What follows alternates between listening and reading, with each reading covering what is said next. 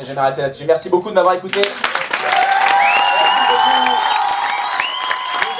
Ouais, c'est difficile pour moi de parler de comment être drôle parce que pour moi c'était assez naturel. Déjà à l'école, parce que j'étais déjà très marrant à l'école, tout le monde me disait fais du stand-up, fais du stand-up. J'avais 5 ans, je disais mais ça n'existe pas encore.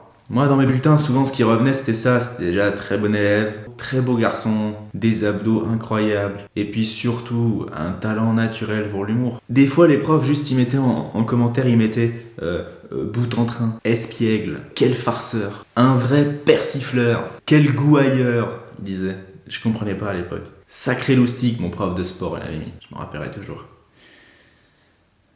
On rigolait énormément à l'école.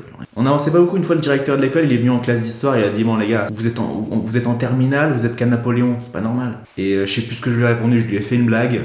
Et là, il a fait ah ouais, c'est vrai, c'est marrant. Ouais, vous avez raison, c'est vous qui avez raison.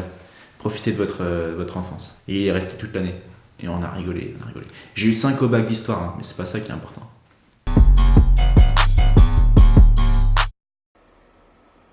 C'est quoi la journée d'un humoriste ? Bah c'est très simple, c'est beaucoup de temps à observer. Je sors, je lis des livres, je regarde des séries, des films.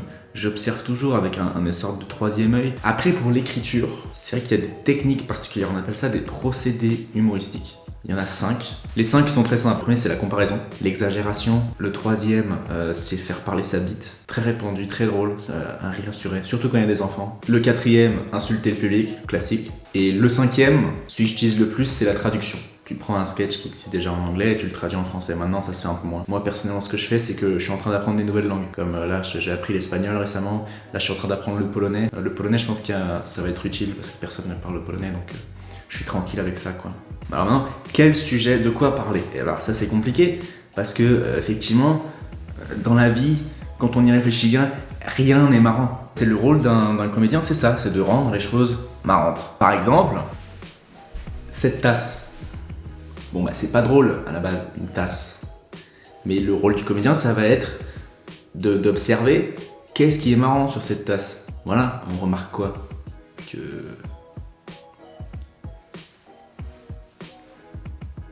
Elle est vide. Donc c'est compliqué là, parce qu'une tasse c'est un sujet bizarre. Personne ne fait rire sur une tasse. Non mais ce qui est important en fait, c'est de changer le point de vue. Voilà, c'est-à-dire que là, tout le monde veut une tasse. Et ben le rôle d'un comédien, c'est de dire bah non, c'est pas une tasse.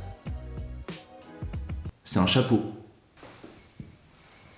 Paf, rire. Vous avez rigolé là à la caméra parce que vous attendiez pas à ça. C'est ça l'humour. Changer la perspective. Nouvel exemple, cette assiette creuse. Tout le monde voit une assiette creuse. Moi, qu'est-ce que je vois ? Un chapeau.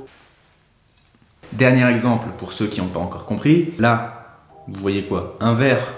Et ben moi, le comédien, qu'est-ce qu'il voit ? Un chapeau pour une bouteille d'huile d'olive. Rire. Après, je sais ce que vous vous dites. Vous vous dites, waouh, comment il a fait pour trouver ça aussi rapidement ? Mais voilà, c'est mon métier aussi.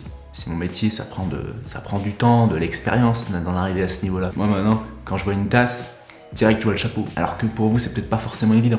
Ça, c'est de l'expérience, c'est du travail, c'est du talent. Ça vient avec le temps, hein. Moi, j'ai fait ça toute ma vie, donc c'est plus facile, ça va plus vite, tac, tac. Est-ce que je bide ? Donc, Toujours.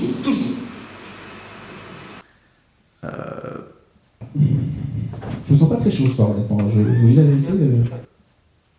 Ça dépend ce qu'on considère comme bider. Si pour vous le bide, c'est les gens rigolent pas, alors oui, je bide.